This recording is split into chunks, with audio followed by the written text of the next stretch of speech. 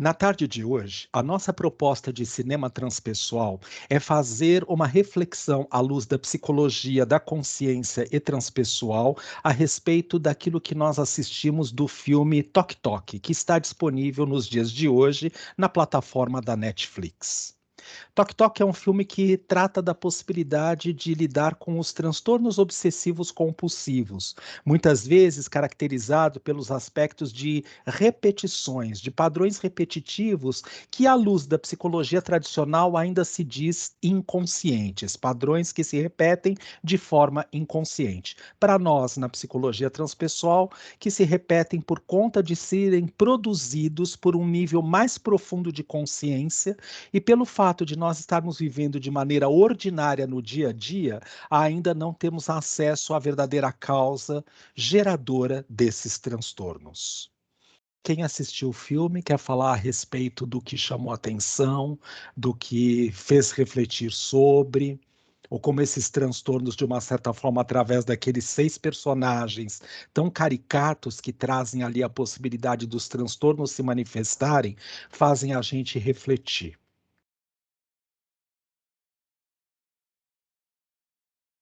Eu posso cantar também, tá? Eu Fala, vou Van. começar. Na verdade, eu vou começar com a pergunta, né? Que você pediu para a gente fazer pergunta. Eu fiz 2 perguntas e uma observação. Uma pergunta é assim, ó, como usar das habilidades e personalidade na vida sem causar sofrimento e prejuízo? Porque trazendo um pouco dos estudos da psicopatologia, sempre falo que eu agradeço muito a minha professora de psicopatologia, porque o tempo todo a gente tenta se encaixar, eu falo o ser humano, né, em transtornos, sem olhar para si, né? Então, ao invés de olhar para mim, eu tento me encaixar em algo que é dito como um transtorno. E ela sempre fala que só é um transtorno quando traz sofrimento e prejuízo para aquela pessoa, né? E que muitas vezes a gente também vem vendo que nem sempre causa prejuízo para mim, mas como incomoda o outro, acaba que também se encaixa num transtorno, né? Então, a minha pergunta é porque, assim, se você pega, por exemplo, a Blanca, ela trabalha num espaço onde requer extrema higiene e, ao mesmo tempo, onde ela amplia, né, a sujeira, as bactérias, né, as doenças, vamos dizer assim. Né? Então, assim, o quanto aquilo já não é de uma habilidade que ela tem de enxergar sujeira onde não existe, né? Enquanto não é de uma personalidade dela em buscar a higiene constante. Né? Então, assim, como ela pode usar isso sem causar sofrimento para ela? Né? Então, se ela tem um transtorno, é porque ela está num nível de sofrimento? É mais ou menos esse ponto, essa pergunta. E aí, o que que vocês pensam a respeito disso?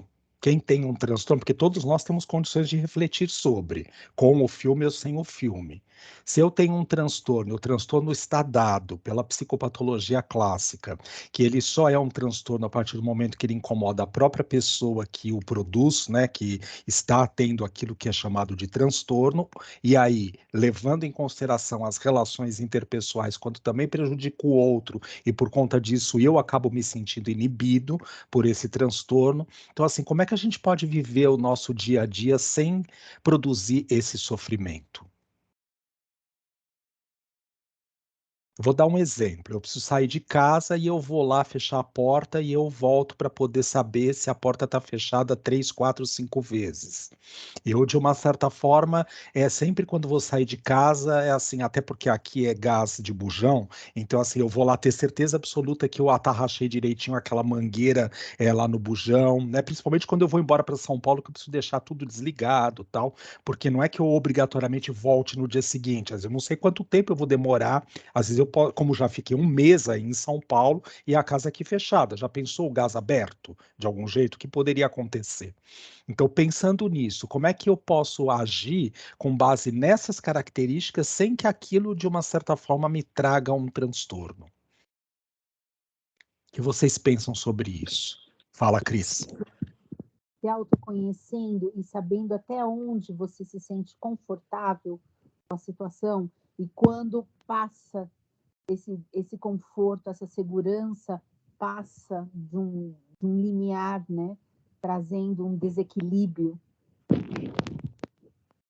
Vamos fazer de conta que eu estou no meio do caminho na estrada e assim, né? Ou aqui ainda perto em Sorocaba, eu falo, nossa, eu tenho quase certeza que eu fechei lá o registro do gás. Mas eu não lembro agora se é dessa vez ou porque eu estou com a certeza da última vez que eu saí de casa e ia para São Paulo. Então, pera, eu preciso voltar para poder verificar se o gás está fechado. Não, sem chance. Não dá para ficar indo e voltando. Aí acho que é.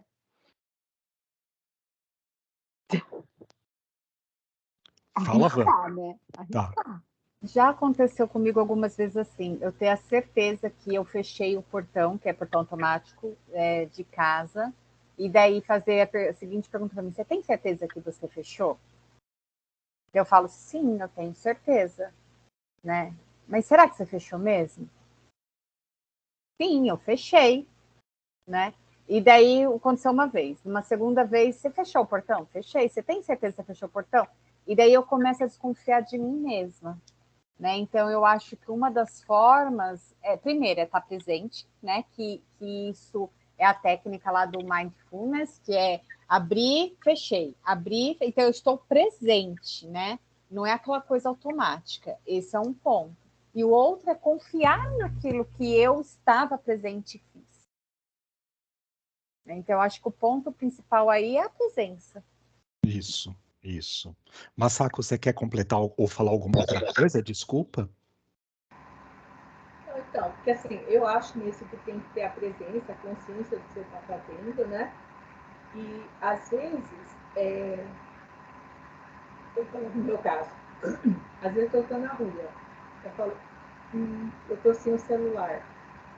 Mas aí, sei lá, acho que é alguma intuição, alguma coisa que me avisa que eu estou sem o celular. E eu vou ver, eu estou sem o celular mesmo. Aí eu vejo o que eu vou fazer. Se eu vou precisar do celular naquele momento para alguma coisa, chamar um Uber, alguma coisa assim, ou se eu posso seguir em frente, tá?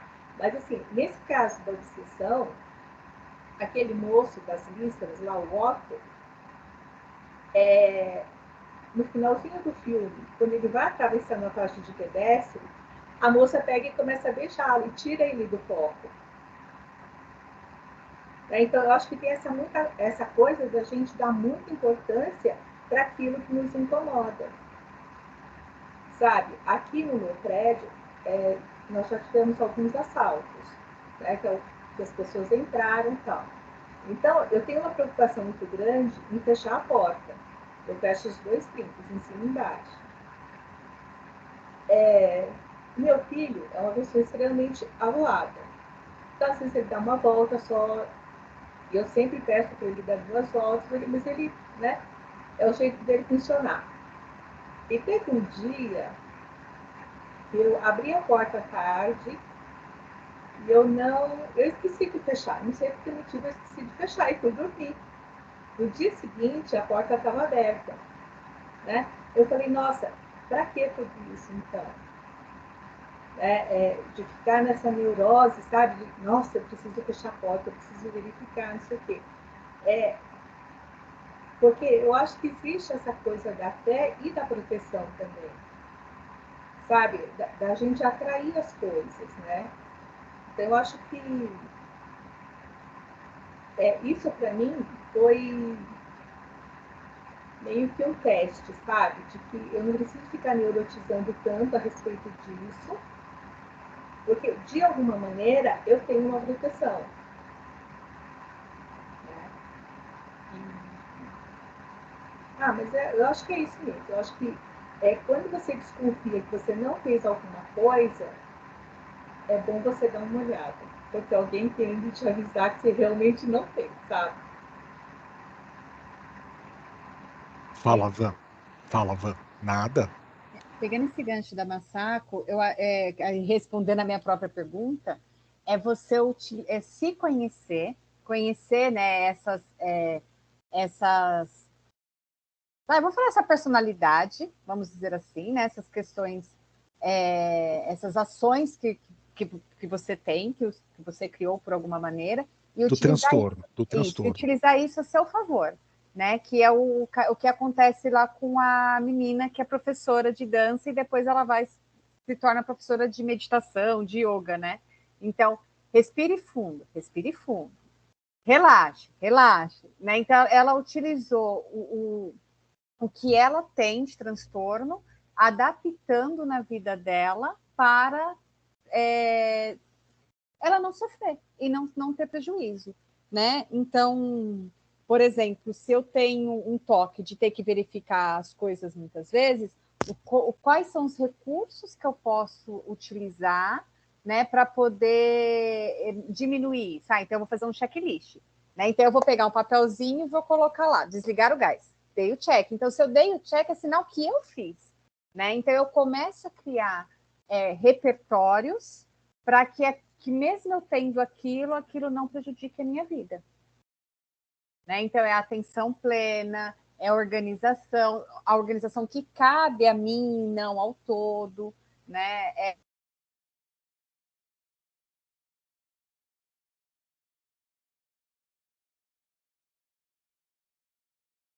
Acho que a Van caiu, né? Acho que ela caiu. Ou ela travou, ou ela caiu. Ô, gente, dá uma licença, eu vou ter que dar uma deitada de 5 minutos, porque quando aparece um negócio no meu olho, eu tenho que deitar, tá? Tá. Vai lá. Tá. Acho que a Van caiu. Então a gente Eu pode. acho que isso ajuda também na autoconfiança, né? Como assim? Explora um pouquinho mais isso, Cris. Porque a partir do momento que eu vou vendo, hoje eu fechei, amanhã eu vou fechar, ontem eu fechei, vai criando um hábito. E esse hábito vai nos tornando mais seguros, vai nos tornando mais confortáveis nas nossas ações, né? Então, eu acredito que isso vai aumentando a nossa confiança em nós mesmos, a ponto de falar, não, eu não lembro se eu fechei, mas como geralmente eu fecho, provavelmente fechei a porta fechada. Sim. Tudo isso é um mecanismo. Fala, Masako. Então, é que a Van estava falando, né, da professora, né? E é tão interessante que ela disse que ela tem até lista de espera, né? Que as aulas dela são todas cheias, né? São todas completas, e ela tem lista de espera. Então, é usar a favor também mesmo. Não ser uma coisa patológica, né? Mas ser uma coisa positiva. Sim. Era isso? Tá. Van, você ia completar alguma coisa, você caiu ou você saiu do ar? Desculpa. Eu caí, mas eu não sei onde eu parei. Eu estava falando que realmente criar repertórios para poder viver de uma forma que... Porque assim, né, Vi? Independente se é dado como patológico ou não, todo mundo tem as suas linhas, que é a pergunta que você fez logo no início do nosso trabalho hoje, né? Então, assim, como que eu faço com que eu viva bem diante de tudo isso? Com que eu esteja... que eu consiga dar o meu melhor e não consiga entrar em sofrimento. Né? Até uma vez a gente brincando na terapia, eu falei, gente, eu estou criando toque quando eu vou para a faculdade de macacão, porque tem todo um ritual, eu preciso tirar a jaqueta, baixar o macacão, né, para poder fazer xixi, por exemplo. Tirar a jaqueta, pendurar a jaqueta, baixar o macacão, me equilibrar, não sei o que, colocar macacão, né? Então, assim, se a gente for levar tudo a ferro e fogo, não que não exista, não é isso que eu estou falando, mas se a gente for levar tudo a ferro e fogo, a vida complica, né? Então, como que eu acho meios para levar a vida de uma forma mais leve? Todo transtorno obsessivo que gera compulsão, ele também está embasado numa possibilidade de não confiança, não fiar com. Porque, assim, é como se a pessoa, naquela situação específica que ajudou a gerar o toque, por exemplo, assim, ela não se sinta capaz de poder entregar para o outro, para um colega, para o companheiro de jornada, para Deus, para o que for, tudo bem? Para o dia de hoje, a possibilidade de que algo vá acontecer se sair do roteiro programado.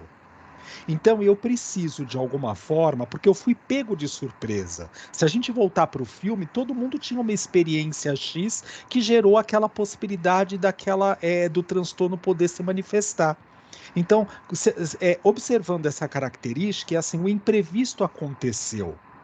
Carinhosamente falando, a possibilidade do toque poder se manifestar, ela está associada a uma necessidade muito grande de controle, mas de controle numa situação específica ou na vida como um todo. Vou dar o exemplo. A história lá do bujão de gás, tudo bem? É assim. Aconteceu já algum episódio que eu me lembre nessa existência de que o gás explodiu, de que pegou fogo em alguma coisa, ou alguma coisa nessa questão? Não. Mas olhando por episódios de experiências que já aconteceram em outros lugares, né? Então eu fiquei com a marca do tipo, bom, se eu tenho um bujão de gás dentro de casa, não é dentro de casa, está no quintal, mas ele está sobre a minha responsabilidade, né? Eu tenho um compromisso maior de poder pelo menos fazer a parte que me cabe para evitar que aconteça alguma coisa. Isto não garante que não vá acontecer. Pode ser que aconteça, que o bujão exploda por temperatura, por sol, parará, por mau atarrachamento daquela válvula, né, material não adequado, alguma coisa possa acontecer. Tudo bem? Mas a tentativa de querer acreditar que se, por exemplo, que nem lá a história lá da Ana Maria, né? Que ela tem que fazer o Pai Nosso não sei quantas vezes. E assim, se eu fizer isso, eu estou livre da possibilidade de que algo aconteça. Não é a garantia absoluta. Eu tenho que lembrar que mesmo eu utilizando dos mecanismos compulsivos, eu estou acreditando que é uma forma mágica para poder lidar com a situação que não depende de mim. E aí, para dentro da própria psicologia transpessoal, o que na verdade depende de mim? Qual é a parte que me toca? Qual é o tamanho do meu latifúndio nesse terreno todo? Que parte é essa que é da minha responsabilidade? Se nós formos observar a nossa existência, tem muita coisa que depende da gente, mas é muito pequeno perante o grande universo. Porque eu posso, por exemplo, programar o que eu quero fazer no dia de amanhã. Tudo bem? E assim, eu estou contando com a possibilidade de que não chova amanhã. Não precisa fazer sol, mas que não chova. Porque a atividade que eu tenho que fazer é fora e eu preciso que não chova.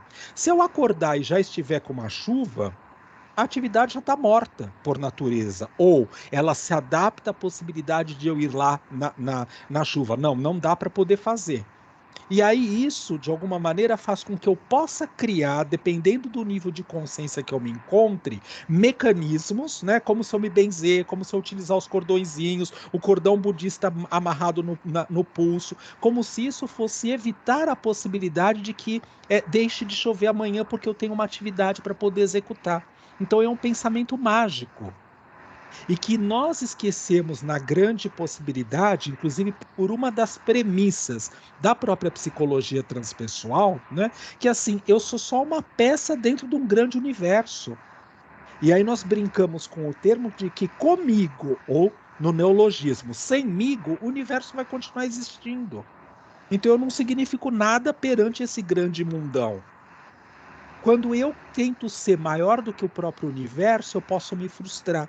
E por eu não conseguir, eu fico criando mecanismos mágicos para isso. Mas levando em consideração tudo que vocês falaram até agora, bom, eu estou na presença. Eu já sei que o portão para mim é uma encrenca, que o gás é uma encrenca, que eu sair de casa eu preciso ir lá e testar para saber se está fechado ou não. Naquela hora específica, além de criar o checklist, eu vou fazer um exercício da presença, como vocês disseram, para eu estar totalmente atento no que eu estou fazendo. Porque eu só simplesmente vou fazendo na fluidez, e eu não estou totalmente consciente do que está acontecendo. Quando eu der 5 passos lá na frente, eu vou perguntar: fechei o gás e o portão eu fechei mesmo? Será que eu dei 3 voltas lá na chave? Porque eu não estava totalmente na presença. Então, respondendo à pergunta também que você criou, né, que você trouxe de reflexão com base no próprio filme. Como eu posso fazer com que isso me torne menos agressivo, já que eu tenho esse transtorno? Eu lembrar que aquilo que me causa o transtorno, por exemplo, a história do gás, do portão, da chave, papapá, etc e tal, eu vou me colocar na presença. E eu vou fazer extremamente atento àquilo que eu sei que lá na frente vai poder me trazer um desconforto por conta do transtorno. Isso garante a possibilidade de eu estar diminuindo o mal-estar que essa pessoa pode sentir naquele momento. Isso é uma primeira questão. A segunda, o fato de eu poder dizer, bom, mas e na questão de um assalto? Como que eu evito um assalto, por exemplo, já que eu fui assaltado ontem e isso gerou para mim um transtorno? Não depende de mim. Eu não sei se eu vou cruzar com um assaltante ou não hoje na rua. Então, o que eu vou fazer? Eu deixo de sair? Eu não saio mais?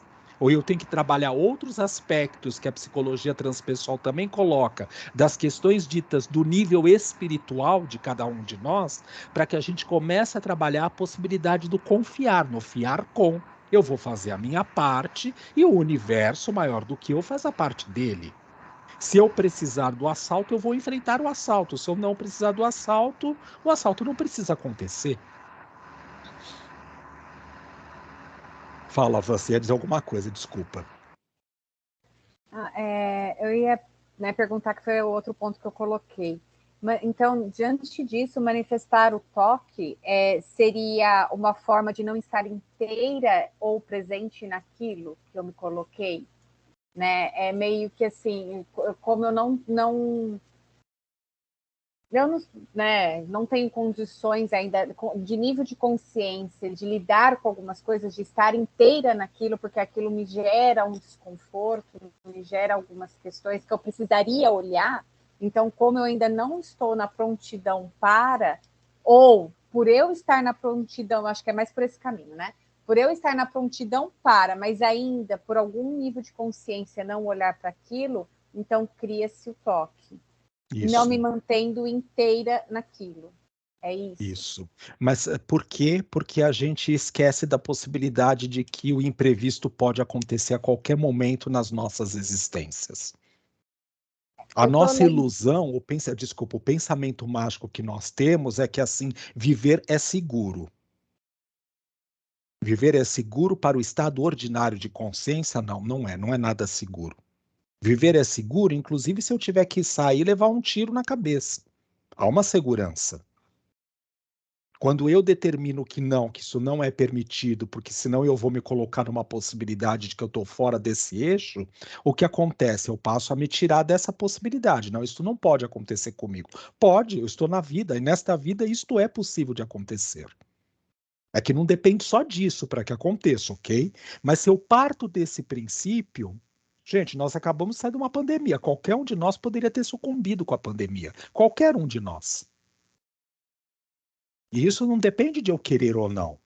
Isso não depende de eu simplesmente dizer para o meu nível de consciência isso não me toca ou isto me toca. Não depende só disso. Se eu tiver que ter e tiver que ir com ele, mesmo eu colocando esse determinante, assim será feito. Esse é o nosso grande aprendizado. O que nós chamamos, na verdade, de segurança? Segurança é eu me manter vivo? Mas por quanto tempo, gente? A gente vai ter que deixar esse plano em alguma hora. A gente lembra disso? Não, a gente fica tentando resguardar a vida a todo e qualquer custo. Não vive. Oi? Está travada, Van. Não, eu falei não vive, né? Porque daí eu não estou vivendo. Eu estou Isso. evitando alguma coisa de acontecer e não vivendo. Isso. Uma coisa é eu saber que tem algo que me incomoda e que existe algum potencial dentro de mim, que eu seja capaz de poder lidar com aquilo neste momento, eu vou fazer, como vocês com muita propriedade já disseram, a presença, o mindfulness, que mais? A possibilidade de poder fazer o checklist, o prestar atenção naquilo que está sendo feito, o que a Masako trouxe com muita sabedoria, tirar o foco de atenção daquilo, né, que sempre me chama atenção, na história lá do Otto, quando no final do filme ele está atravessando a faixa de segurança, segurança, e a menina puxa ele para poder dar um beijo, quer dizer, tira a atenção dele daquilo que é o causador do transtorno. Então, de uma certa forma, aquilo deixa de acontecer. Eu brincava carinhosamente falando com a Masako de uma dor no braço que eu reclamava e estava me tratando com ela, e assim, aí eu deixei o tratamento. Aí ela falou assim, tá, mas como ficou o seu braço? Eu falei, eu não dou mais valor para ele. O braço está aqui, se ele tiver que doer, ele vai doer. É simples assim.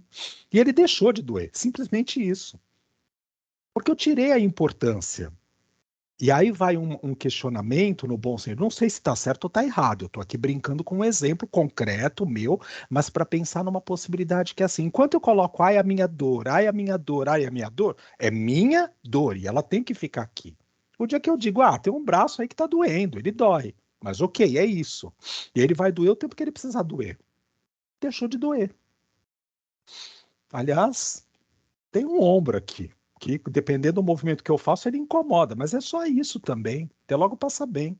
Se eu começar a ficar, ai meu Deus, meu ombro, ai meu ombro, ai meu ombro, porque não é mais do jeito que era, o que eu estou fazendo? Eu estou colocando toda uma carga psicoenergética de empoderamento para uma coisa que talvez não precisasse ser daquele tamanho. Não significa negligenciar e não ir olhar, não é disso que a gente está falando. Tudo bem? Eu estou dizendo tirar a supervalorização de uma coisa que a gente impregna. Ai, minha dor. Você está congelada. Estou aqui. Pegando que eu trouxe o caso lá da moça, né, que tem toque, ela que a professora trouxe, ela começou o toque na pandemia porque ela tinha medo dos pais falecerem. E daí, como tinha toda aquela questão na pandemia, né, de higiene, ela acreditava que se ela lavasse as mãos corretamente, os pais dela não faleceriam. Né? Então, até a professora falava, o que pode acontecer se você não lavar as mãos? Meus pais morrerem. Né? Aconteceu. Quando você ficou sem lavar as mãos, aconteceu. Né? Daí tem todo esse trabalho de trazer para a realidade, né? É isso que você acabou de falar, né, Vitor? Você percebe como tem aí um pensamento mágico? Que é óbvio que se eu lavar as mãos, higienizar da forma adequada, eu estou cientificamente falando e da maneira mais normas técnicas ABNT, vamos dizer assim, evitando certas coisas. Então, nós deveríamos aproveitar o que nós acabamos de passar aí na época de pandemia e continuar executando. Tudo bem? O quê? Higienização da maneira como nós aprendemos, nós estávamos mais atentos aos cuidados, às coisas que nós trazíamos para dentro de casa, né? Assim, hoje a gente sai na rua para. Eu tive no mercado ontem, né? Ontem foi o feriado, isso. Eu estive no mercado fazendo compra grande, né? Porque eu vou ficar um tempo aqui, então fazendo compra, aquilo que a gente chama compra de mês, produto de limpeza, papapá. Então tem que ser no mercado grande. Então eu fui no Sam's fazer a minha compra. E é assim, ninguém estava andando de máscara, nem eu, tá? É assim, antigamente a gente tomava cuidado com a questão do que trazia para dentro de casa, higienizava e limpava para poder guardar. Eu não sei se tem que ser de uma maneira exagerada. Mas aí eu fiquei pensando, bom, eu cheguei em casa, eu fui no banheiro ou na pia pelo menos lavar as mãos com um ODD ou com um sabonete antisséptico mais adequado? Nem lembrei disso. Cheguei, já fui abrindo o produto, já fui cozinhando, colocando na panela, parará. Então, do que serviu essa história? E eu acho que quando a gente pensa nisso que você está dizendo, o quanto, na verdade, a gente utiliza daquilo que nos serve como positivo, primeira coisa. E a segunda, o pensamento mágico não salvou ninguém. Se eu lavar as mãos, eu evito a possibilidade de morrer ou de matar alguém. Fala, Cris.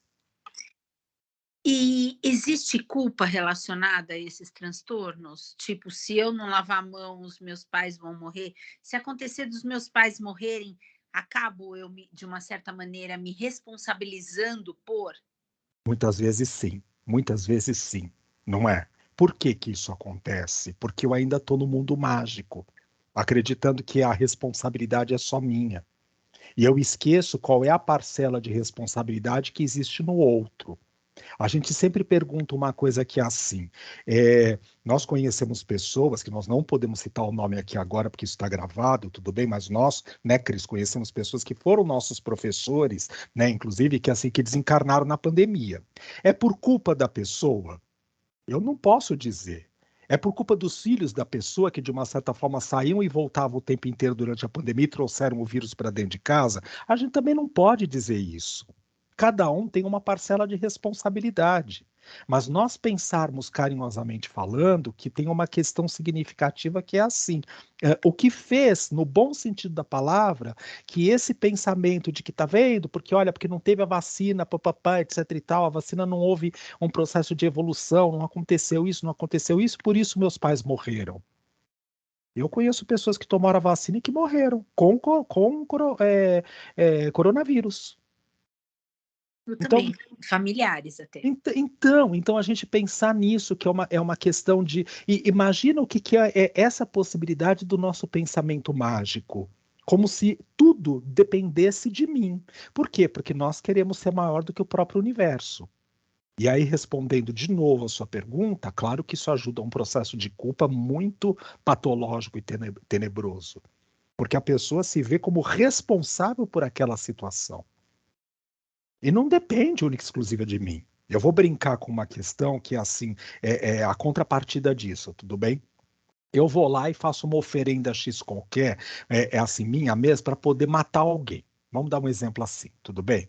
E aí a pessoa morre. Aí eu vou dizer, nossa, foi graças à minha possibilidade de poder, de uma certa forma, ter feito aquilo. Não, eu acho que a pessoa tinha condições e critérios para poder morrer naquele momento. Mesmo que eu seja o responsável por aquilo. Eu posso dar um tiro na cabeça de uma determinada pessoa e a pessoa sobreviver. Como já aconteceu, né? Eu nunca atirei ninguém, tá? Deixa eu corrigir uma coisa aqui. Mas é assim, mas a gente sabe de histórias de pessoas que levaram um tiro no crânio, na caixa craniana, no cérebro, e que essa pessoa está viva, mais viva do que a gente até hoje. Então, é muita pretensão eu imaginar que só por conta disto, de uma certa forma, eu estou, como se fala, sendo o responsável por. Não estou instigando aqui nesse momento a nada, não é para ir lá fazer, não é testar, não é nada disso. Nós estamos pensando na reflexão do processo de responsabilidade. Como cada um de nós tem o grau de responsabilidade que tem pelas coisas que, de uma certa forma, nos acontecem. Existe uma das premissas na psicologia que, quando a gente questiona essas coisas que a gente está questionando, me dá a sensação de que a gente esquece. Eu sou causa e consequência de tudo que acontece na minha existência. Se eu esquecer essa premissa, eu volto à premissa anterior. Antigamente, um mercado de grande monte, né, de grande nome no nosso país, tinha uma lei básica que era o seguinte: primeira lei, o cliente tem sempre razão. Segunda lei, quando o cliente não tiver razão, volte na primeira lei. Ou seja, o cliente tem sempre razão. Premissa da psicologia transpessoal, senão não dá para falar em psicologia transpessoal. Pode falar de qualquer coisa, menos de psicologia transpessoal. Premissa básica, primeira lei. Eu sou causa e consequência de tudo, absolutamente tudo o que acontece na minha existência. Segunda lei. Existe alguma possibilidade de eu não ser a causa e a consequência de tudo que acontece na minha existência? Volte para a primeira lei, porque ela está sempre certa. Se eu não souber disso, eu, de uma certa forma, eu continuo transitando, carinhosamente falando, no mundo ordinário de consciência.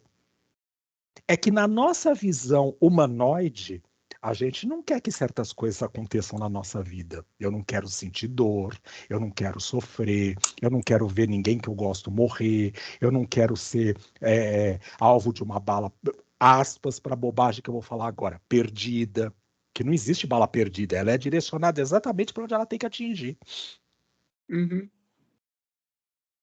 Eu não quero ter uma doença degenerativa, porque isso tudo, quando a gente olha para essas questões todas, como que a gente julga essa possibilidade? Eu estou contra as leis do self, porque se eu estivesse no self, nada disso estaria acontecendo. Desculpa, gente, é uma ilusão, tá? Até para que eu possa me aproximar mais ainda, porque por mais no self que nós estejamos, tudo bem, mas a gente nunca vai estar 100% nele. É sempre uma falácia isso. Eu preciso estar no self, eu preciso estar no self, mas a gente nunca vai chegar nesse self 100%, ok? E o self é tão poderoso assim? O self é extremamente poderoso. Ele é a nossa essência. No frigir dos ovos, é assim, num termo mais espiritualista, ele é o nosso espírito. Ele é a nossa consciência divina. Ele é a centelha divina, onde tem tudo guardado ali dentro. E nunca nós vamos chegar 100% só na percepção e na potencialidade de tudo que ele permite que seja possível acontecer. Porque sempre a gente pode mais, mesmo que seja em outros planos, mas sempre a gente pode mais. E a gente imagina que, por exemplo, ter um câncer, ter uma perna amputada, ter uma bala perdida, ter morrido de Covid, papapá, etc e tal, nossa, é porque a pessoa, de uma certa forma, não estava transitando no self. Isso é inadequado, tá? Esse pensamento é inadequado. Porque antes do self individual, tem a consciência unitiva. Segundo a lei verdadeira da psicologia transpessoal, qual é o objeto de estudo da psicologia transpessoal? A consciência. Qual? A universal, não é a minha individual. Então o universo sempre é maior do que eu. Se eu precisar, seja lá por que motivo, aí a gente pode pensar nisso, ter um câncer fulminante, que vai me degenerar todinho, é melhor para o universo e assim será feito. Só que a gente acha, não pode, porque aí a pessoa está na patologia, ela está vivendo de uma forma inadequada, porque nós separamos entre o bem e o mal, entre o bom e o ruim, na nossa visão chúcara, do qual eu também faço parte, tudo bem? Do mundo ordinário de consciência. Como se a gente tivesse com aquelas viseiras que eu enxergo aqui dos cavalos nas ruas andando, tudo bem? Para que eles andem só naquela direção, eles não enxerguem do lado. Como se a gente tivesse com essas viseiras. A gente diz, não, uma pessoa centrada e equilibrada é aquela que não passou por patologias, que ela viveu uma vida esplendorosa. Gente, Jesus foi crucificado, foi cuspido, deve ter sofrido o pão que o diabo amassou, no bom sentido da palavra. E ele foi o espírito mais perfeitinho que pisou o planeta Terra. Nesse mundo que a gente vive, então a gente talvez seja a questão de começar a desfigurar ou ressignificar se existe de verdade patologia ou não. Quando eu fui falar sobre doenças psicossomáticas, tá? É assim, eu aprendi nos livros de psicossomática de que não existem doenças, existem doentes. Doenças são só manifestações dos doentes. Não existe doença. Ah, então não tem câncer? Não, não tem. É que, no geral, o nível de consciência de pessoas que produz esse tipo de doença, né? E aí desculpa o erro, porque se não tem doença, como é que produz a doença? Que produz esse tipo de sintomatologia, gera o mesmo tipo de padrão. Então a gente chamou doença câncer. Ah, o nível de consciência de pessoas que é assim, que pela sintomatologia desenvolve o que nós chamamos de gastrite, desenvolveu aquele mesmo tipo de padrão e nós chamamos aquele tipo de padrão de gastrite. Mas a doença em si não existe. Vírus são irmãos menores em evolução que precisam do processo evolutivo. Nós já estagiamos como vírus ou não. Vírus, bactérias, pedras, árvores, bichinhos, bichos, etc e tal. Só não dá para poder dizer que eu fui um viado na outra vida, tá? Isso é bobagem. Ou um gato, ou um coelho, ou um pássaro, ou uma barata. Isso é uma bobagem. Eu não sei em que camada de consciência, mas nós já estagiamos nessas esferas. Como consciência viajora do tempo e do espaço. E esses vírus, eles de uma certa forma são irmãos menores que precisam dos seus hospedeiros, como parasitas, para poder evoluir. Aliás, se nós formos pensar no universo, nós somos parasitas do planeta, do sistema solar. Pensa no sistema solar como um sistema grande, como um corpão grande. Nós que nos dizemos a máxima maravilha, a oitava maravilha do mundo, a maior evolução que pode existir, que Deus criou, a gente é parasita do sistema onde a gente está hospedado. Ou não? E nós nos sentimos, uhul, olha como eu sou a coisa mais bonita, eu tenho um PhD. Não tenho, tá? Ah, eu tenho um PhD, olha que coisa mais linda. Não é nada, gente, é uma bactéria no universo. Nesta condição, isso que eu quero dizer. Claro que num processo diferenciado de uma bactéria. Mas quantas bactérias tem aqui no meu corpo nesse momento? que elas não estão patológicas, porque há um equilíbrio de funcionamento, de sentir e de pensar que não permite a atuação dela negativamente no meu ser. Mas quantos de nós, através do pensamento, muitas vezes modifica o habitat onde está vivendo e passou a ser uma bactéria, se eu puder dizer assim, nociva para o local onde vive? A gente faz isso diariamente, gente, ou não? Com os nossos pensamentos, com as nossas emoções, com a descarga emocional que eu deposito em cima do outro. A gente está fazendo isso o tempo inteiro. Com o ódio que eu sinto pelo que me aconteceu, que deixou de me acontecer, porque não foi do jeito que eu queria, que eu ilusionava que tinha que ser. Tudo isso, de uma certa forma, são as nossas manifestações de consciência. Então, eu ampliaria essa questão que a Vanessa trouxe para uma coisa maior. Será que nós contribuímos para a nossa loucura no dia a dia? Como a gente, de uma certa forma, consegue contribuir um para a loucura do outro só aqui no nosso grupo? Só com nós que estamos atentos aqui agora, Vanessa, Massaco, Cris e eu. A gente, de uma certa forma, está contribuindo para a manutenção da loucura do outro, um do toque do outro. Porque eu posso saber dessa história da Vanessa, aí eu vou lá visitá-la, que ela tá, de todos nós, ela que está um pouco mais perto aqui de mim, eu falo, eu tô indo aí. Aí na hora de eu entrar para casa dela, eu viro para ela e falo assim, você fechou o seu portão? Pronto, eu vou lá e contribuo para a possibilidade. Aí ela fala, e você, quando você saiu de casa, você viu mesmo se o registro do gás estava desligado? Bem no estereótipo, mas a gente contribui um para a loucura do outro. Eu não conheço nenhum de vocês dois, tá? Então, mas a gente contribui, Cris. Pode observar.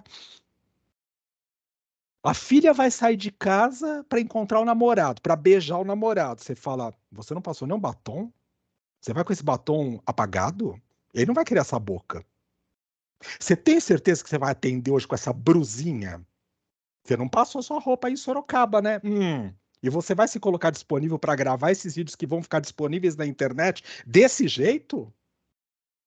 Isso não é ajudar o toque? Fala, Van, desculpa, você está com a mão levantada há tanto tempo. Não, quando você estava falando da questão da doença, eu lembrei que, assim, né? Aliás, se a gente vive num mundo dual, a doença é o contrário da saúde. E daí, quando você vai ver o que significa saúde, não tem definição.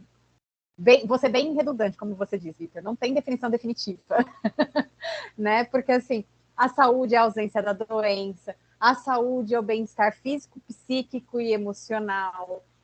Não tem definição. Então, como que você vai falar que existe doença se você não sabe definir a saúde, né? E daí, pegando agora a outra parte que você estava falando de como a gente ajuda o toque do outro, é incrível, né? Se a gente parar para pensar, então, o quanto todo mundo não, porque eu estou generalizando e não é verdade, mas o quanto existe uma maioria aí com toque da perfeição, né? Perfeição física, né? Então, quantas pessoas vêm fazendo harmonização, né? Porque tem que ter tudo simetricamente perfeito ali, né? E daí você vai falar assim, mas por que isso? Porque, Vitor, sua sobrancelha, ela tá um pouco mais baixa que a outra, assim, ó. Tá vendo aqui esse pé de galinha aqui, ó? Não pode, ó, porque esse pé de galinha aqui já tá falando que você tem tantos anos, né? Então, o quanto a sociedade contribui, né? Para esses transtornos, né?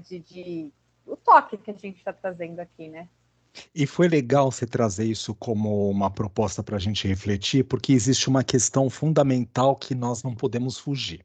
Já que a terceira lei da psicologia transpessoal diz que nós estamos, de alguma forma, associados a alguma tradição para que nós possamos trabalhar a questão do nosso espiritual, que seja a psicoterapia, que seja o yoga, que seja a técnica meditativa, que seja uma casa religiosa, seja na tradição que mais faça sentido para a minha consciência nesse momento. Vale uma possibilidade que é assim, está gravado na nossa consciência mais profunda, naquilo que nós chamamos o nosso self, a possibilidade de nós atingirmos a perfeição. Então, essa luta, se a gente parar para poder observar na nossa história, inclusive enquanto humanos, é comum, faz parte do processo. Eu vou guerrear com você porque eu quero continuar preservando a minha vida e eu quero de alguma maneira, se não a minha indivíduo, mas a do meu grupo, a qual eu estou representando, e eu quero angariar novas oportunidades com as terras que eu vou conquistar se eu te derrubar. Tudo bem? Pensando até na coisa bruta de guerra, guerra mesmo, tá? Primeira coisa é isso. Ou então você tem aí uma rede de águas que brota no seu solo e eu não tenho, eu preciso dessa rede de águas para eu poder continuar sobrevivendo. Já que nós não podemos fazer uma parceria que não chegamos num acordo, então eu tenho que roubar essa terra de você. Tudo bem? Porque é uma preservação no processo da vida. Mas, em contrapartida, também está embutida a possibilidade do crescimento de consciência. Por quê? Porque todo mundo está buscando evolução. Nem que seja de maneira burra, tá? Nem que seja de maneira burra. Mas a gente está buscando evolução. É uma coisa inata no nosso ser. Nós fomos criados com base numa lei, não só essa, tem várias, mas uma delas, de que a lei da própria evolução. Ficar parado no mesmo lugar não é possível, não é permitido. O próprio planeta, a própria movimentação do sistema, as pessoas me questionando exatamente isso que você trouxe. Vai, olha, presta atenção, essa ruga aí está indicando sua idade, papapá. Então vamos olhar que exercício você anda fazendo facial para poder evitar que essa coisa fique pendurada aqui de baixo, o papo do peru, né? Que mais? Você pode fazer uma plástica, você vai fazer um regime. Não é um processo evolutivo, mesmo que em busca da perfeição. Porque essa necessidade consciente ou inconsciente, nos diferentes níveis de camada, do mais ordinário, mais supérfluo possível, ao mais essencial, nos convida, nos impulsiona para essa coisa diferente do que nós estamos ou somos hoje. Isso é nato em cada um de nós. É uma condição ontogenética, vamos dizer assim. Nós já estamos criados por esta função, tudo bem? Mas existe uma questão que é, dependendo do grau de consciência onde eu mais frequentemente transito, eu vou buscar de acordo com uma necessidade ou com outra necessidade. Então eu vou passar o dia, todos os dias da minha vida, me maquiando, cuidando da beleza da pele, parará, etc e tal, porque eu tenho que me manter eternamente jovem. Então eu tô com 200 anos com só o rostinho de 20. Todo o corpo já é uma pelanca, mas a carinha parece que eu, né, saí lá da doutora Steiner da vida, vamos brincar assim, onde, né, eu tô com aquelas lábios daquele tamanho de 50 por 50 cada lábio, papapá, mas eu já tenho 200 anos. Eu acho que eu vou continuar mantendo a aparência de 20. Se nós pensarmos na profundidade dessa busca, faz sentido essa necessidade. Por quê? Porque, de uma certa forma, eu estou buscando essa possibilidade de me constituir permanente, ad eternum. E, no fundo, eu estou, de alguma maneira, evitando a transitoriedade. Quando a gente resolve dizer, tá, eu vou assumir os cabelos brancos do jeito que eles forem vindo, e eu não vou pintar mais, como eu pintava há uns anos atrás, antes de pandemia, né? Eu usava um produto chamado Homem, né? Assim, é uma tintura rinçagem que se toma um banho com ele, papapá, dura 20 dias. O cabelo ficava preto, que era uma maravilha, tá? Mas brincar com uma coisa que é assim, tá bom, por quanto tempo, carinhosamente falando, porque aí você olha para os meus braços. Meus braços, eu sou peludo, eu sou mais peludo que o Tony Ramos, tá? Um dia eu tiro a roupa para vocês verem. Mas é assim, gente, os pelos tudo branco. Então eu tinha que passar no corpo todo também. Ou eu ando de burca, né? Tá bom? Por quê? Porque os pelos deletam que eu já não tenho mais aquela idade que eu quero aparentar com o cabelo. Não é o caso de muitos de vocês que não tem essa pelagem toda no corpo e que, gente, tá tudo bem, né? Pode colocar uma cor. Não tô falando de ninguém, eu tô brincando assim com as discrepâncias, é isso que eu quero dizer. Eu não sou contra usar a tinta, né? Eu não sei, quando for a São Paulo, eu já mandei providenciar, porque é difícil achar esse produto, eu já mandei providenciar que entreguem lá na casa dos meus pais, para que, de uma certa forma, quando eu for lá, esteja lá. Mas eu tenho que lembrar que quando eu for tomar o banho com aquilo, eu tenho que tomar banho no corpo todo também. Porque se eu for de manga curta a qualquer lugar, vai falar, gente, os braços tudo peludo branco e essa cabeça preta tem alguma coisa estranha. Não tá certo. É dessa discrepância que eu tô falando. Então eu mexi na cara, eu tenho 200 anos, eu mexi na cara para ficar com a idade de 20. Mas a pessoa levanta o braço, tá tudo pelancudo, tá cheio daquelas, como se fala, a pele que já perdeu a vitalidade, cheio de ruga. Gente, tem alguma coisa esquisita. É disso que eu tô falando. Não é a questão de se melhorar, não, não, não, não. Porque essa melhora, ela é nata, ela é uma busca de uma possibilidade para se atingir a perfeição. Veja, na nossa essência, na camada mais ordinária de consciência, do tipo, eu tenho que ser a oitava maravilha do mundo a vida toda, ou dizer, bom, eu vou me cuidando, porque hoje eu estou com 50 e poucos anos, quase 55, então eu tenho que prestar atenção mais na ginástica, até para evitar as dores dos ombros, parará, etc e tal, que isso tudo vai fazendo uma flexibilidade melhor por conta da idade que eu tenho hoje. Eu não tenho mais a mesma anatomia fisiológica que eu tinha quando eu tinha 18 anos, nem a mesma força. Se eu quero manter essa vitalidade, eu vou fazer trabalhos para me ajudar no melhor que eu possa, para que eu tenha uma vida o mais equilibrada possível no tempo que eu tenho de vida. Se eu vou viver 70, 80, 100, 120, não sei. 58, não sei. Eu não sei responder isso, mas que tenha a melhor condição para. Então vamos nos cuidar, vamos nos tratar, vamos nos embelezar. Não estou pedindo para não fazer, não é contra. É só perceber se está de acordo com o equilíbrio. Fala, Van. É que você está Eu travada, até ia tá? comentar assim. Ah, é? Eu tô com 4G porque caiu aquela hora e não voltou a internet. Eu até, assim, pegando isso, eu posso pintar, né? Mas daí, para quê, né? Aquela pergunta que a gente sempre faz. Ah, para esconder a idade. Mas daí seu braço também tá branco, então você não tá escondendo. Agora, eu vou pintar para quê? Porque eu gosto dos meus cabelos pretos. Ponto. Ah, mas daí olha seu braço tá branco, tudo bem. Meu cabelo, eu gosto dele preto. Né? Então, é meio que nesse caminho, assim, né? Isso. Ter uma sincronia com o motivo mais profundo que me leva àquilo. Eu estou fazendo um grupo de estudos com amigos do livro Em Busca de Sentido, do Viktor Frankl, né? E tem uma passagem que ele está lá, né, no campo de concentração, e ele está muito presente em tudo que está acontecendo no campo de concentração, né? Ele sabe que ele está lá, ele sabe o que ele está vivendo, ele está passando por toda aquela situação. Só que daí ele traz em mente a imagem da esposa dele. E ele fala que ele nem sabe se ela está viva ainda ou não, porque eles estão em lugares, né, campos de concentração diferentes. Mas o fato de ele trazer a imagem da esposa dele ajuda ele a buscar um sentido.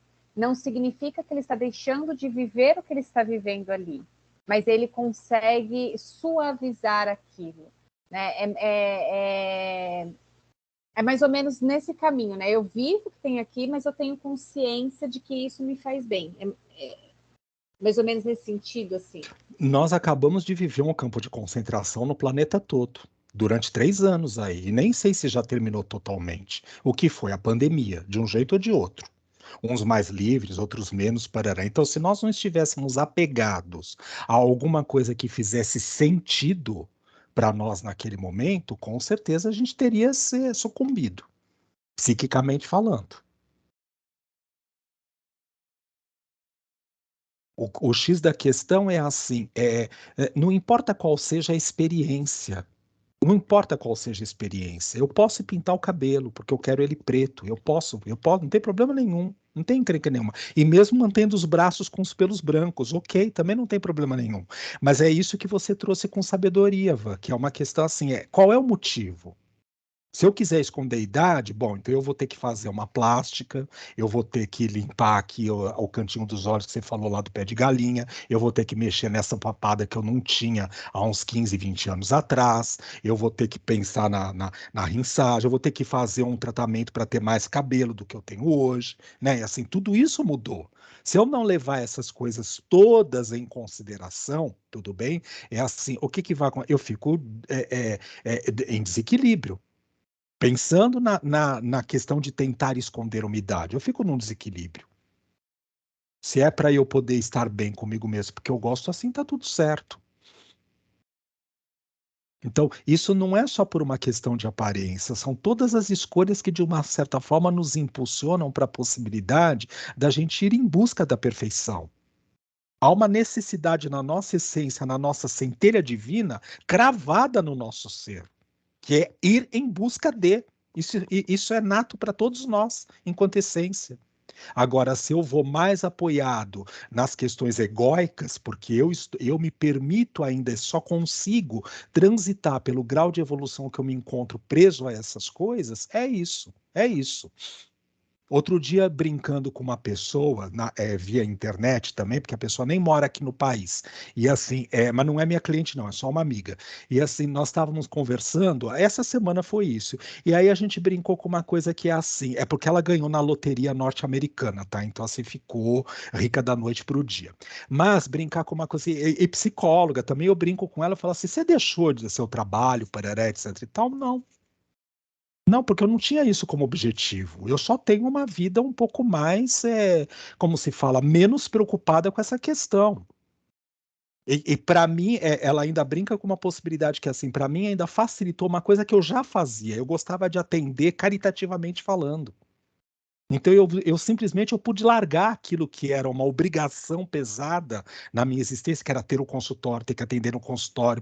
Não, gente, agora eu tenho um dinheiro que, gente. Claro que se gastar, vou comprar um helicóptero, um avião, um jato, vou viajar todo dia para a Europa, vou viajar de Concorde, que nem tem mais, tá? Mas um avião supersônico para a Lua, gente, o dinheiro vai embora rápido, tudo bem, né? Mas se souber fazer um bom uso, mas será que eu agiria dessa maneira ou eu teria uma chance de me perder? Eu falo, não vou atender mais, não. Nem pobre nem rico, gente. Vocês que se danem, tá? Tchau. Vou morar num sítio, numa fazenda, até logo, ó, vou olhar para os meus cavalos, vocês que se danem. Que tudo bem também, tudo bem, ok? Porque tem gente que vive assim, e não é só na função psicologia, é qualquer coisa, tudo bem. Mas depende do estado de consciência daquele que está vivenciando aquilo que esteja vivenciando. Então, como é que a gente usa esses recursos? A serviço do quê? Qual é o meu motivo mais profundo, embasado nesta consciência mais sutil que habita o meu ser, para que eu possa manifestar o que eu vou manifestar? Os meus pais, quando eu vou para São Paulo, e todo mundo aí sabe, porque vocês me acompanharam esse mês que eu fiquei fazendo o tratamento das dentaduras, né? Assim, aí um mês e nem acabou, eu vou ter que voltar. Daqui 15 dias eu tenho que estar de volta para continuar o tratamento, né? Trocar os dentes de baixo e tal. Eu prefiro brincar, porque. Não tenho dentadura, não, tá, gente? Mas é assim, é muita coisa para fazer. Eu prefiro brincar porque torna a coisa, para mim, mais tranquila. É assim. Eles perguntam, mas você vai fazer o grupo hoje de novo? Mas você não fez a semana passada? Eu falo, mas vocês pararam para me perguntar se isso me dá prazer? Aliás, vocês sabem, eu coloquei isso para eles, tá? Vocês sabem que o que me salvou, eu não estou dizendo que eu sucumbiria se não tivesse tido isso, mas o que me salvou. Você lembra que você citou uma coisa importante trazendo o Viktor Frankl Em Busca de um Sentido? A busca do sentido para mim, para vivenciar a pandemia, foi vocês. E não é vocês como alvo, é estar com vocês. Ter tido a oportunidade de compartilhar todos os sábados com vocês. E vocês não sabem que vocês me ajudaram uma coisa muito significativa, básica na vida. Tinha 1000 livros de psicologia transpessoal fechados, com plastiquinho ainda. Que eu acho que eu não ia ler nem na 50ª próxima encarnação. Vocês me ajudaram a tirar os plásticos, pelo menos, dos livros. Em alguns deles, eu fui convidado, graças aos questionamentos, às reflexões que vocês traziam, para ir ler o que estava escrito lá. Aí eu penso assim comigo, hoje eu ainda pensei isso, eu falei, ô desgraçado, você. Eu comigo, tá? Ô desgraçado, você não é da psicologia transpessoal? Você tem que ler qualquer coisa que cair na sua mão de psicologia transpessoal. Não é só ter no armário e colocar a mão assim em cima do livro e falar, já captei tudo. Não, bem, abrir o livro, ler, riscar, xeretar, fazer anotações. Isso daqui me fez pensar em tal coisa. Isso me remete lá o Não Apresse o Rio, ele corre sozinho. Isso aqui me trouxe a história do Viktor Frankl. Então, saibam de uma coisa: vocês são os responsáveis, tudo bem? Vocês têm mérito. Qualquer coisa que vocês precisarem, eu vou rezar para vocês, porque vocês me ajudaram na possibilidade de eu desencapar os livros, tirar do plastiquinho que veio lá da livraria, tá? E não só. Eu sou muito grato e eu falo, independente se tem uma, duas, 10, 200 pessoas. Eu queria que tivesse mais, eu queria que todo o nosso grupo tivesse aqui hoje. Não 200 pessoas, não. Não tenho essa visão para esse trabalho. Para outros eu quero, mas para esse não. Até porque não daria para a gente poder fazer o que a gente faz toda semana com 200 pessoas na sala. Não daria. Aqui a gente tem espaço para todo mundo falar se quiser. Eu não posso obrigar, mas tem o direito a falar com 5, 10, 15 pessoas, no máximo, como a gente já teve por encontro, no máximo. Mas o que é legal é essa possibilidade, por quê? Porque foi graças a isso que eu pensava nas coisas, aqui eu tenho um motivo para poder viver, porque estava trancado dentro de casa também, como todo mundo ficou. Então, qual é o sentido que me leva para a vida? A Cris hoje perguntou, escuta, mas como foi essa sua jornada de querer ir embora para o interior? Eu já tinha isso na minha essência. Eu vivi com os meus avós na fazenda durante um bom tempo, né? Assim, os dois, a avó paterna num espaço menor e a avó materna trabalhando para os Klabins lá na fazenda que hoje é a Caimã. Foi meu avô que foi lá para poder transformar aquilo no que é a Caimã hoje. Meu avô era administrador, ele foi pegar as terras dos Klabins em Mato Grosso do Sul, em Miranda, e dividir aquilo para transformar o que é hoje naquela comunidade que tem lá, que todo mundo vai para o Pantanal para conhecer. Era essa a responsabilidade dele perante a família Klabin. Então, eu vivi muito nisso. E aqui dentro da minha essência tem isso. Eu sinto uma necessidade. Eu me sinto melhor em contato com o interior, parará, etc. E tal. Eu só não sabia como é que ia acontecer. Porque o Lé não casava com o Cré, tudo bem? O Lé não casava com o Cré. Se todos vocês pacientes estavam em São Paulo, como eu podia simplesmente falar, gente, continuar na psicologia e depender da psicologia, né, da psicoterapia clínica. Vou embora e vou viver no interior. Eu acreditava que um jeito ia dar, eu não sabia quando, qual, parará, etc. O universo trouxe. Então eu sou tão grato à pandemia, o resto todo de falar, bendita pandemia, foi a melhor coisa que aconteceu na minha vida. Vai falar porta pro resto da vida. Porta, o leite quente, né, Má, que a gente brinca, né? Tô com dor de dente, com leite quente, né? Então, mas vou brincar com uma coisa que é assim, as pessoas escutam eu falar isso, elas pensam nas desgraças delas. Também teve desgraça na minha família, pensa que não? Claro que teve.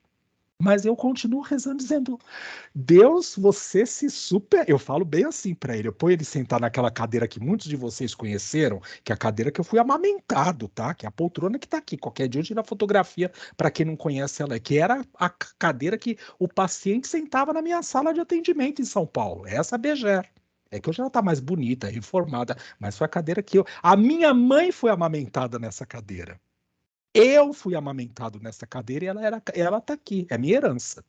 Essa vai comigo. Quando eu morrer, vocês, por favor, abram uma cova e coloquem a cadeira junta, porque senão eu vou pegar no pé de vocês e falar: eu quero minha cadeira de. Quem sentar nela vai sentir a minha presença ali. Eu vou estar sentado embaixo com pau duro. Aí vocês vão sentir a minha presença ali, tá? Então vamos brincar com a possibilidade que é assim, é a gente pensar numa questão. Eu sou grato, eu ponho Deus sentado nessa cadeira, eu olho para ele e falo, você me superou, hein? Falou, olha, eu não sabia como é que eu ia dar conta de poder ir embora para o interior. Você foi melhor do que eu imaginava. O que eu achava? Que eu tinha que dar alta para vocês todos e ir constituindo um jeito de ter consultório aqui no interior. E eu atendia pessoas aqui no interior. Hoje não atendo mais. Todos estão. Só a Vanessa é a pessoa mais. A Vanessa e a Carla. Vanessa em Mairink e a Carla em Campinas. O resto é tudo São Paulo. E eu vou brincar. Tá gravado, mas eu vou deixar gravado porque eu preciso assumir o estado de consciência pior que bege que eu me encontro nesse momento. Eu não quero ninguém do interior aqui sendo meu cliente. Porque, gente, é pior que porta. É uma consciência tão pequena que eu falo, Jesus, eu não tô mais para quem está começando. Desculpa, eu já passei dessa fase. Para eu começar a explicar que eu sou a causa e a consequência de tudo que acontece na minha existência e a pessoa cair para trás, eu falo, não, bem, não. Vai procurar um psicanalista que vai dar mais certo para você, tá? Então, não, também não quero. Mas brincar com essa possibilidade, com uma questão da chance de poder observar que, assim, a surpresa, que veio por um absurdo, já que a gente está respeitando a teoria do Jean-Yves Leloup, mas que se manifestou como uma graça, como eu falei, é agora. É agora.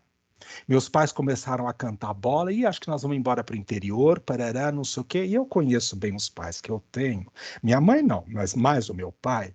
Ele não vai mover a bunda para poder tirar as botas dele da onde ele tem as coisas dele, os negócios dele em São Paulo. Não vai. Eu falei, quer saber? Então eu já entendi. Então deixa eu ver quanto que eu tenho de recurso. Isso, o que cabe? Uma casinha de 63 metros quadrados. Pronto, é essa que eu vou. Tchau, até logo para saber.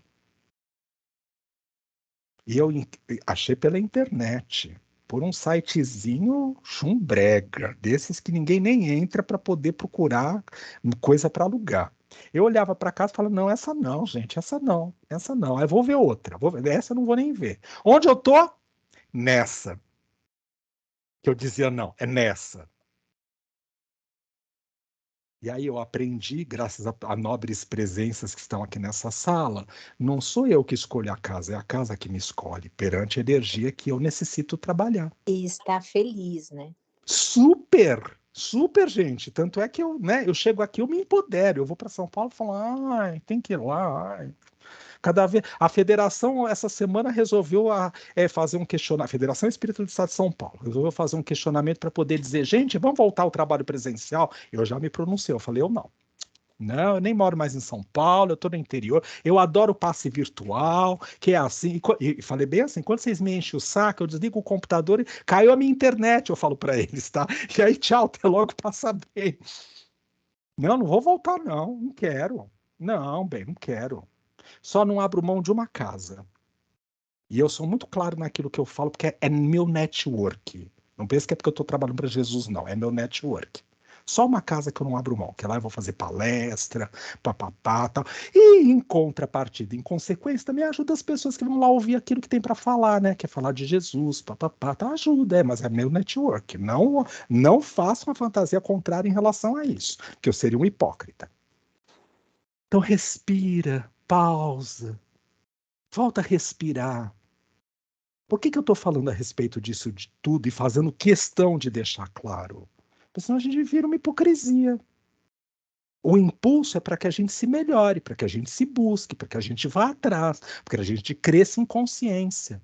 Mas eu tenho que partir do estado de consciência que eu me encontro. Senão eu provoco distanciamentos desse self. E esses distanciamentos, entre outras tantas coisas, também ajudam a produzir toques. Fala, Vã. Primeiro, eu também agradeço muitíssimo a pandemia, né? Porque graças a ela eu também me mudei e graças a ela você começou a atender virtual e eu pude continuar com você, senão também teria parado, né? Você vê?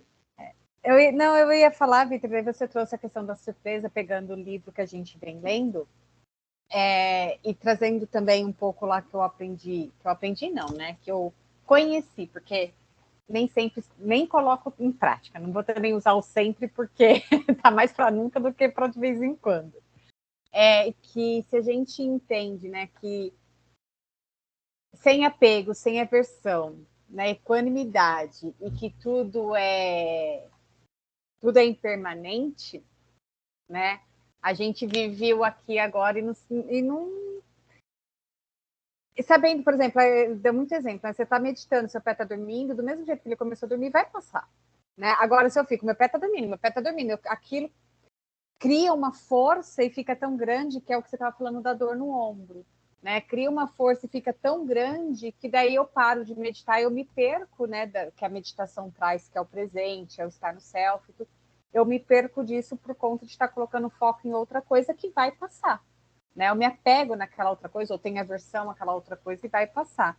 E daí, fazendo, né, link com o livro, eu posso dizer que uma das formas de ter o transtorno é não viver a surpresa, como a gente falou na semana passada, né? Eu não quero viver a surpresa, eu não quero no sentido, né, do nível mais inconsciente. Eu não vivo a surpresa, então com isso eu acabo criando o transtorno. Porque assim, como eu vou voltar para a questão básica, tá? Assim, como depende tudo única e exclusivamente só de mim, do pensamento mágico, se eu fizer uma oferenda, se eu fizer uma prece para Deus, se eu de uma certa forma disser, olha, ai, tô protegido, vai ser só assim que logo passa bem, tá tudo resolvido. Não está nada resolvido. Eu cuido da parte que me cabe nesse momento. Na parcela do que depende de mim, sim, eu estou resolvendo, mas eu volto a insistir. Duas coisas são importantes, duas coisas são extremamente importantes. Se eu não morri, é porque eu ainda estou vivo, neste plano que eu existo aqui agora, tudo bem?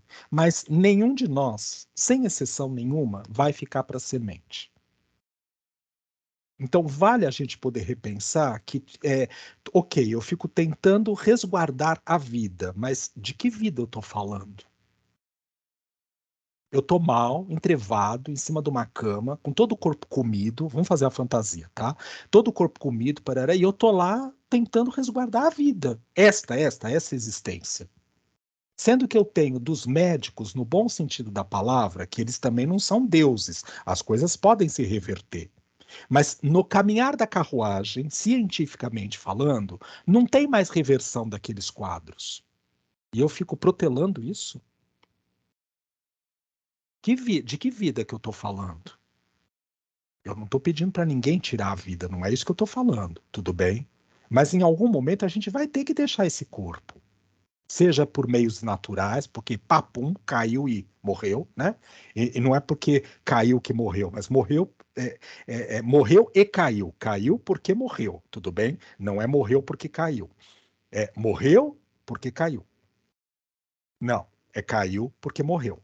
Primeiro morreu, depois caiu, tudo bem? Morte é natural, pronto. Ou porque desenvolveu uma sintomatologia X que foi levando a um desgaste dos órgãos, da fisiologia, do funcionamento, etc e tal, e chegou ao estado de óbito do corpo físico. Ou porque teve um acidente, ou porque foi atropelado, porque levou um tiro, ou por X. Porque o avião explodiu, as máscaras não funcionaram de oxigênio, X, tudo bem? De algum jeito nós vamos ter que deixar isso. Então é dessa questão, é preservar o quê? Preservar a nossa vida na condição que nós temos hoje. Então eu sei, por exemplo, que se eu comer muito embutidos, eu vou falar de mim porque eu não vou apontar o dedo para ninguém. Se eu comer, eu adoro tá salsicha, linguiça, paio, assim chouriço. Sou descendente de espanhóis também, né? Então, assim, aprendi com a avó espanhola lá. Então assim, tá, gosto, mas eu não posso comer isso. Seria bom nem toda semana. Uma vez por semana eu ainda como. Eu mais facilmente estou desgastando o meu organismo, porque eu já tenho genética informativa e caracterizada na fisiológica que vai ajudar a desgastar o organismo se eu continuar por isso. Então eu vou continuar comendo? Percebe o que eu quero dizer? Não estou dizendo que é isso que vai me matar. Eu estou dizendo que isso pode ajudar a eu ter uma vida menos equilibrada, numa condição que eu poderia, em estados mais avançados, se eu tivesse pelo menos evitado um pouquinho disso. Não precisaria ser sempre, um pouquinho. Então, é sobre isso. Desculpa, é o que os jovens dizem, né? Esse termo que eles falam tanto hoje, é sobre isso. É sobre isso, é essa questão, é o X. Hoje eu estou aqui e eu quero uma vida o mais saudável possível do que eu puder ter. Claro que a mesma vitalidade, virilidade, estrutura parará, que eu tinha com 16 anos, gente, desculpa, eu vou fazer 55, não tenho mais. É daqui para baixo, é decadência. Claro que se eu for trabalhar uma alimentação adequada, se eu for fazer exercícios adequados, papapá, etc. Tal, eu vou ter aí um longo período bom. Mas isto garante? Não. Eu conheço corredores de maratona que morreram correndo. Filho de políticos, inclusive. A gente não vai citar o nome porque não quero encrenca com ninguém, tá? Que era bem conhecido, por sinal. Morreu do coração, infartou.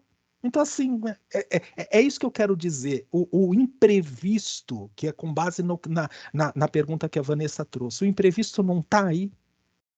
Gente, é eu lidar com esse imprevisto. Não significa sair correndo atrás. Não é sair correndo atrás. Se eu sei que se eu pegar minha bicicleta e eu for lá em cima na avenida, tudo bem? E eu falar, bom, eu vou atravessar ela, que é uma ladeirona, tudo bem? Eu vou assim, eu vou tirar as mãos do guidão, eu vou tirar, eu vou pedalar, pedalar, pedalar, pedalar, e a hora que tiver com altíssima velocidade, eu tiro as mãos do guidão, eu ponho uma faixa nos olhos, e eu desrespeito o que possa estar acontecendo, que é trânsito, papapá. Gente, bom. Se eu sofrer um acidente, olha, no mínimo era previsto, né? No mínimo. Então não é dessa burrice que eu estou falando. Mas estar vivo significa isso, significa saber que em algum momento alguma coisa vai acontecer que vai me tirar desta condição, dessa existência. E é isso que a gente não quer aceitar. E muitas vezes as nossas definições, inclusive, da questão de tratar aquilo que a gente chama de patologia, é porque, olha, tá vendo? A pessoa, de uma certa forma, fez papapá, olha, não fez, não cuidou, não agiu, tal, então desenvolveu essa patologia. Mas, gente, tem que morrer de algum jeito, né? Oi, ou não? Ah, mas o natural é que a gente morra de maneira natural. Quando nós tivermos consciência, para isso assim será feito. Nesse momento, o estado de consciência que a gente tem, né, que carinhosamente falando no bom sentido, porque eles são tenebrosos quando eles dizem isso, mas verdadeiros. É assim, nós cometemos suicídios. Inconscientes, né? Mas nós cometemos suicídios, porque comeu demais, porque fumou demais, porque transou demais, porque usou droga demais, porque mentiu demais, porque, né? A gente cometeu suicídios. Mas isso tem a ver com o estado de consciência com o qual a gente se encontra aqui agora. Então, calma, atenção, relaxa. Está gravado lá na nossa centelha divina que nós estamos perfectíveis, indo em busca desta perfeição, mas nunca chegaremos nela. Sempre teremos algo a mais para poder desenvolver. E no nosso estado dessa busca desenfreada, mesmo que seja através da ciência, em alguns momentos eu me pego e eu vejo os colegas fazendo isso também, como se tivesse que tirar toda a possibilidade daquilo que a gente julga como patológico. Porque está lendo como patologia. Mas é a característica, é ação e reação. Tem a ver com o estado de consciência que a pessoa vibra. É só isso. Não tem nada de errado. Passar a olhar para isso não como normal, como natural, que é outra coisa. Não tem nada a ver com normalidade. A normalidade é doença. Quem tenta ser normal está doente. Está pior do que os neuróticos, etc. e tal. Mas natural faz parte. A pessoa teve um câncer, é natural, sim. A gente não deseja porque a gente, né, no fundo, a gente tem medo. Que a gente fala, olha, pode me tirar desta vida, vai me tirar dessa existência. É, mas é natural, faz parte do processo. Uma vez eu fiz uma proposta, e aí a Cris vai falar, desculpa, Cris, uma vez eu fiz uma proposta para o grupo, vocês vão lembrar disso, que a gente tem que ir num cemitério, numa tarde dessas que esteja lotada de velórios acontecendo, fazer mandalas lá, pedir licença para o defunto e para a família e falar, ué, a gente vai rezar aqui. Só que a nossa reza, na verdade, é pegar o papelzinho e fazer mandala com aquilo que sente lá dentro. A maior parte de vocês, inclusive, eu falei, imagine, que horror, meu Deus, olha que energia que a gente vai sair de lá. Mas é natural. A gente já pensou que se tivermos sorte, nós seremos enterrados? O corpo físico. A gente já parou para pensar nisso? A gente não quer nem pensar, né? No último enterro de família que eu fui, eu subi naquele elevador lá no Araçá, entrou junto um caixão com um carrinho. Eu falei, ai meu Deus, moço, tira eu daqui, eu não quero subir com esse caixão. Comecei a dar um show lá dentro. Gente, mas aí você começa a olhar, você fala, mas essa daí é a sua última morada, tá? Se tivermos sorte de ter um caixão e de sermos enterrados, hein? Se tivermos sorte. Porque pode ser que nem isso aconteça também, hein? Há outras formas, né? Tá?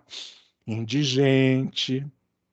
Corpo foi vendido para obséquio, né? Lá para a faculdade de medicina para poder servir de, como se fala, bode expiatório para avanço da pesquisa. A avó não tinha nada. Morreu dentro do hospital.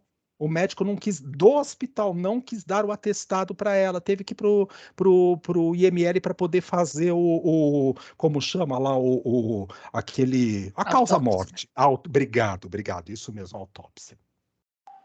Na verdade, necrópsia, né? Porque a autópsia a gente vai fazendo a gente mesmo, mas ok, tá, é isso aí. Será que estava escrito ou não? Era uma causa ou não? Não sei. E a gente fica, meu Deus, não podia, porque ela era tão boa, não podia passar por isso nesse momento. É natural. A gente não controla nada. Vamos prestar atenção, a gente não controla nada. Nada. Eu continuo pagando o preço para ter uma Ferrari aqui em Sorocaba. Só vou me fufunhar, porque a cada tantos metros tem como chama aquilo? Um negócio de radar, obrigado, para controlar 40 km por hora. Um Ferrari aqui é perda de tempo, gente. Porque ele anda 500 por hora. Aqui em Sorocaba, no máximo eu vou andar 40. Que controle que a gente tem. Vai, Cris, me salva dessa, vai. Vai ser lindo você andando de Ferrari a 40 por hora. Amarela ainda, né? Ainda vai tá? dando tchauzinho para as pessoas. Vou dando tchau para as pessoas, tá?